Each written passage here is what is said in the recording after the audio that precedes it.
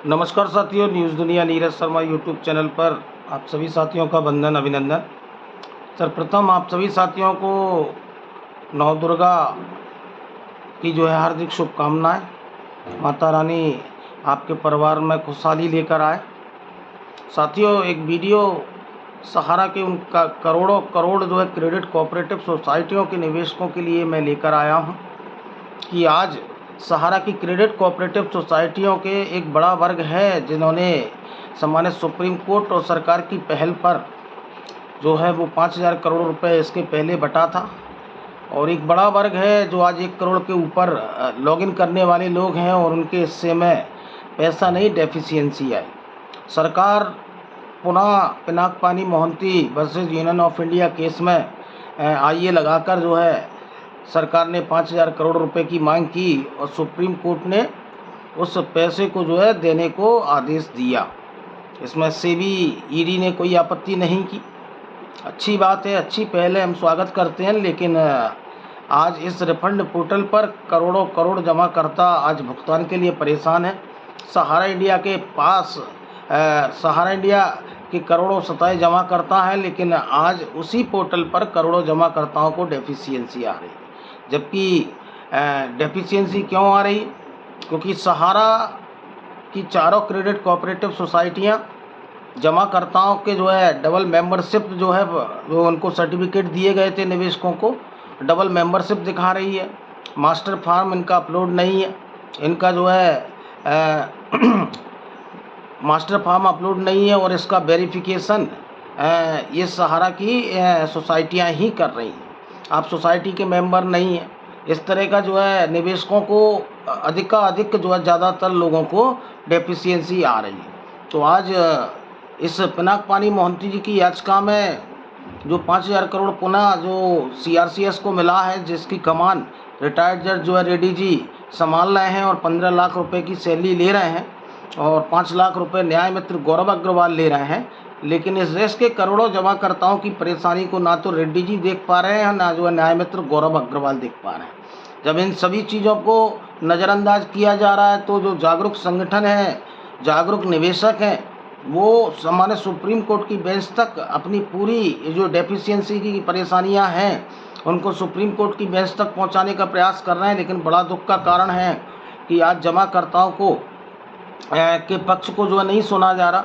आज सरकार जो कहना चाह रही है सुप्रीम कोर्ट में सुप्रीम कोर्ट केवल उनकी ही बात को सुनना है। तो एक तरफा सुनवाई जो सम्मानित सुप्रीम कोर्ट की बेंच है वो कर रही है। लेकिन आज वो जमाकर्ता कहाँ जाएं जो आज सहारा के क्रेडिट कोऑपरेटिव सोसाइटी के निवेशक हैं? आज जब सहारा की क्रेडिट कोऑपरेटिव सोसाइटियां भुगतान नहीं दे रही थी तो लोगों ने सीआरसीएस में शिकायत की और सीआरसीएस ने उनको भुगतान का आदेश दिया था। इसके पहले जब कृषि मंत्रालय हुआ करता था और उनको भुगतान मिला था, लेकिन आज वो सीआरसीएस लगातार अनदेखी कर रही है इस देश के करोड़ों जमाकर्ताओं के साथ में, तो उनको भुगतान कैसे मिलेगा?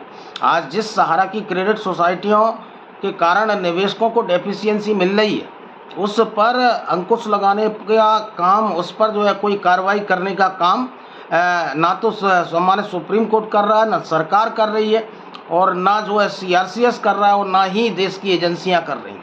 आज एक बड़ा वर्ग है और देश की एजेंसी है ईडी।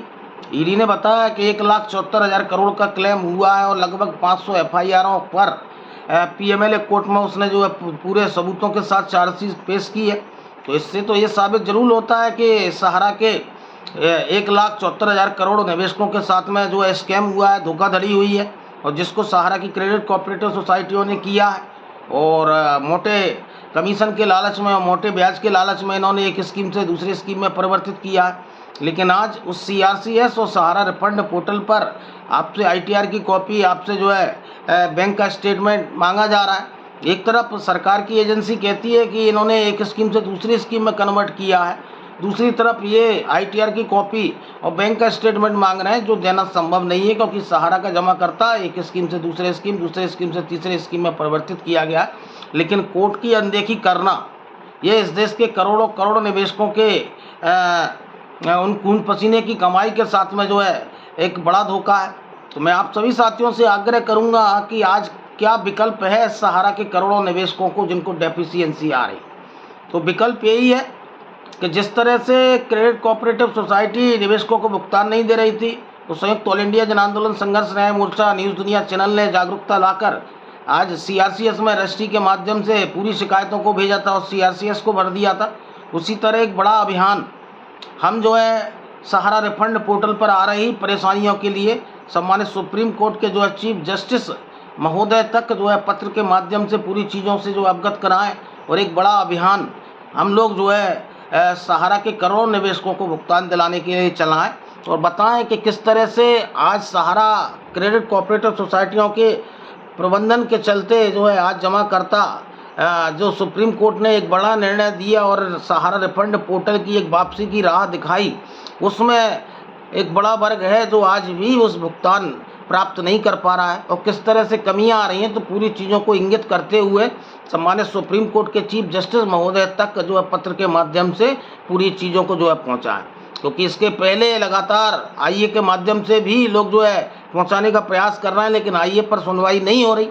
तो अब एक ही विकल्प है कि चीफ जस्टिस महोदय से मांग की जाए कि हमारे पक्ष को भी सुना जाए और पत्र के माध्यम से जो है चीफ जस्टिस महोदय तक एक बड़ा महाअभियान जो है चलाया जाए। अगर चीफ जस्टिस महोदय से आग्रह किया जाए, अगर आप हमारे पक्ष को नहीं सुनते हैं तो इस देश के करोड़ों करोड़ गरीब जनता की तरफ से हमें जो है इच्छा मृत्यु दी जाए, क्योंकि हम जिंदा रहते हुए हमें न सरकार इंसाफ दे पा रही है, न जो है सम्मानित सुप्रीम कोर्ट हमारे पक्ष को देख पा रहा है और केवल सीमित वर्ग को ही सहारा रिफंड पोर्टल का फ़ायदा हो रहा है।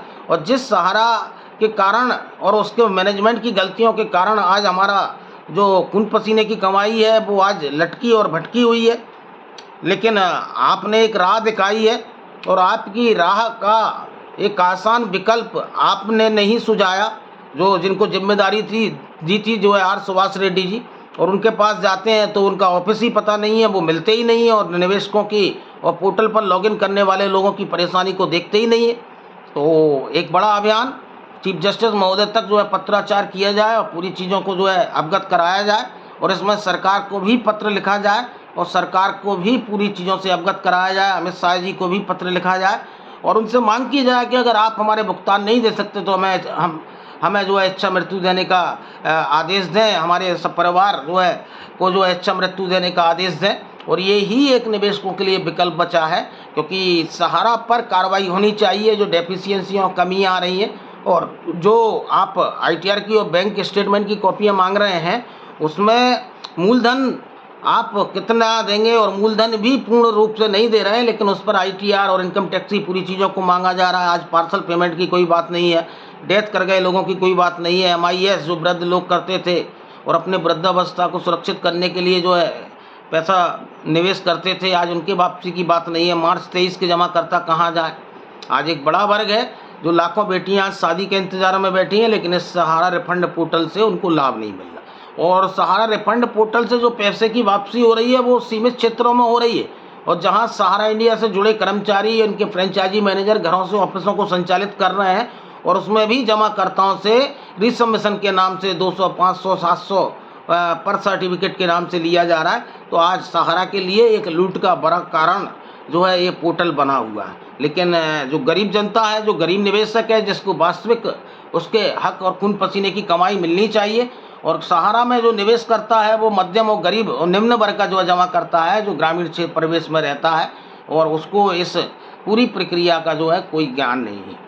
लेकिन मैं आग्रह करूंगा सम्मानित सुप्रीम कोर्ट के चीफ जस्टिस महोदय से कि आप पूरी चीज़ों को संज्ञान लें, और अगर आपको पत्र लिखना है तो आप गूगल पर जाइए, चीफ जस्टिस महोदय का जो है पता गूगल से आपको जो है मिल जाएगा, और पत्राचार करके अपनी परेशानियों को सम्मानित सुप्रीम कोर्ट तक पहुंचाने का प्रयास जरूर करें।